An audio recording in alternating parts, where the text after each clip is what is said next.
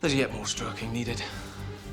The man feeds the slave a sausage, and his wife isn't angry but watching with interest. Their excitement stems from just acquiring a formidable slave warrior. Spartacus, who should have been executed for desertion, stunned everyone by single-handedly taking down 4 gladiators. Quintus bought him on the spot from General Glaber. However, Spartacus isn't one to accept his slave status, let alone become a gladiator. That is not my name. The trainer Ionomaeus mocks Spartacus, saying the guys he beat yesterday were just greenhorns. He challenges Spartacus to face real gladiators, tossing an iron sword at his feet. When Spartacus remains unmoved, Ionomaeus suggests selling this useless piece of trash to the mines. This finally gets under Spartacus' skin. He grabs the sword, attempting to ambush Ionomaeus, but Crixus intervenes. Crixus is the ace gladiator of the Ludus.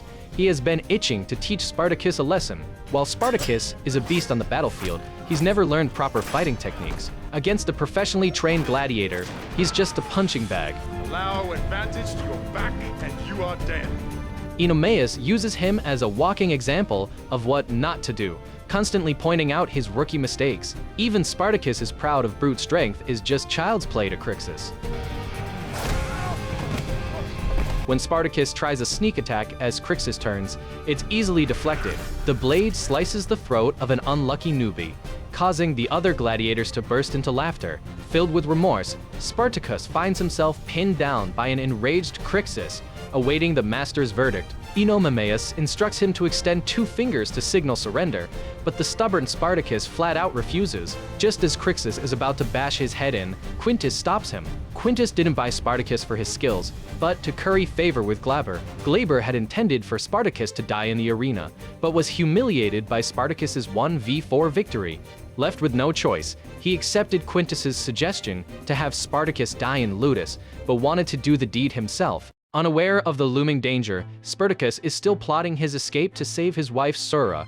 Slaves must pass a final test to officially become gladiators, so the training is brutal, leaving little time for sleep. They're also bullied by the gladiators and often go hungry. A guy named Asher, who walks with a limp, secretly slips Spartacus a piece of bread and encourages him to hang in there. It turns out many people are betting on whether Spartacus will pass the test, with Crixus placing a hefty wager against him. Asher, once a gladiator himself until Cesis crippled him in a match, now runs errands and handles bets around the Ludus. He harbors a deep hatred for Crixus and hopes he'll lose big on this bet. Soon after, Glaber shows up at the Ludus. After taunting Spartacus, he drops a bombshell. Sura was raped by his soldiers and sold to a Syrian slave trader. Spartacus is devastated, filled with regret for not killing Glaber when he had the chance.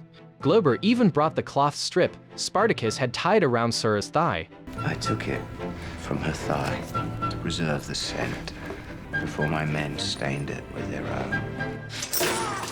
He's not planning to kill Spartacus right away, preferring to let him suffer a slow death from pain and regret. Quintus had hoped to smounce Glaber for investment and support, but Glaber remains cold while his wife Ilithea is captivated by the training gladiators. She's never seen such muscular testosterone-fueled men before. Quintus' wife Lucretia hints that Ilithea could experience some special services if she comes alone next time, picking Ilithea's interest. Clearly, Lucretia is planning to use some shady tactics to help her husband climb the social ladder. Learning of his wife's fate, Spartacus becomes distracted and unfocused during combat training. Catching Glaber's contemptuous look as he leaves, Spartacus loses it completely. A poor bald trainee bears the brunt of Spartacus's fury, getting beaten to a pulp before Ionomaeus pulls him off. Even after taking a beating from the guards, Spartacus only cares about the cloth that blew away in the wind. This detail gives Quintus an idea. He's been struggling to control the defiant Spartacus, who cost him a pretty penny but failed to secure Glaber's backing, leaving the Ludus in financial crisis. Quintus is banking on Spartacus becoming his new cash cow, given the sky-high popularity he gained from that life-or-death battle. So he promises to help find Spartacus's wife, on the condition that Spartacus gives his all to pass the final test and become a gladiator. Quintus sure knows how to play people, a few choice words, and he's rekindled hope in the previously despondent Spartacus. Pass the final test tonight with honor and servitude. Call me Dominus, and I will help to reunite you.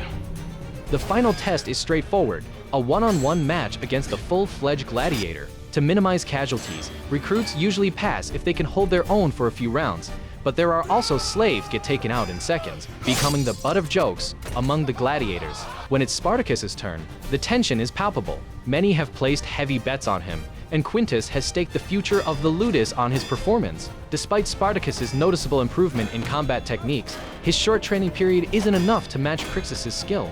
As his sword is knocked away and his arm slashed, defeat seems inevitable. Yet he stubbornly refuses to raise 2 fingers in surrender. Quintus, thoroughly disappointed, signals Crixus to finish him off, but nobody except Spartacus notices the cloth under Crixus's foot. The instant reversal of victory and defeat stunned everyone. Spartacus believes Sura's distant prayers helped him through this crisis, strengthening his resolve to survive and rescue her. Finally, Spartacus swallows his pride and pledges loyalty to Quintus, who personally brands him with the family mark, officially recognizing him as a true gladiator. True to his word, Quintus quickly uncovers information about Sura. However, finding and ransoming her requires a hefty sum. He demands that Spartacus prove his worth in the arena first. The upcoming Vulcanalia gladiatorial games present the perfect opportunity. Oenomaus announces the fight lineup. Spartacus is slated to go first, while Crixus and Nios are set for the main event. Spartacus learns that gladiators earn prize money. As fighters appearing later in the lineup represented greater strength, they drew greater attention, which meant correspondingly higher prizes. This system attracts not only slaves, but also free men like Varro, who join to pay off loan sharks threatening his family. Spartacus admires Varro's sacrifice and befriends him. Frustrated at being pegged as a rookie in the opening fight, Spartacus believes he should face Crixus in the main event. Varro cautions him not to underestimate Crixus,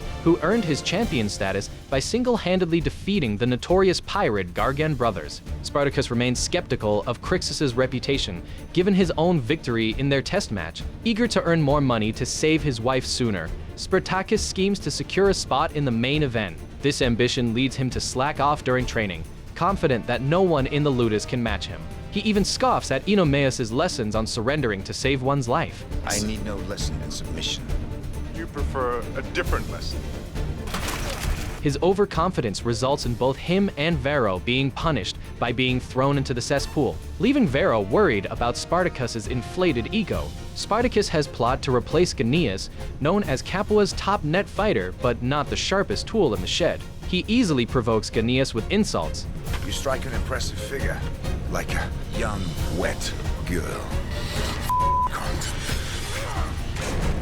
Gnaeus injure his head and withdraw from the games. As Spartacus schemes to fill the vacant spot, Crixus grapples with his own troubles. He's fallen for Naevia, the mistress's personal slave, who remains distant due to her knowledge of Crixus's role as Lucretia's secret lover. Since falling for Naevia, Crixus has become reluctant in his encounters with Lucretia, but as a slave, he can't refuse his mistress's demands. I need you inside me, and I need it in me now. This forbidden entanglement is destined for a tragic end. To drum up excitement for the Vulcanalia Games, Quintus throws a party for Capua's elite. Lucretia specifically invites Ilithyia, still hoping to secure Glaber's backing. Ilithyia is drawn to Crixus' muscular physique, unable to resist touching him. A flash of anger and malice crosses Lucretia's eyes. Upon seeing Spartacus, Ilithyia's mood sours, despising the man who humiliated her husband. Noticing her displeasure, Lucretia promises to show her something intriguing. Ilithyia's interest is piqued. Unaware, she's about to step into a world of forbidden pleasures from which she won't be able to escape. Meanwhile, with all the guests arrived, Spartacus realizes his opportunity has come.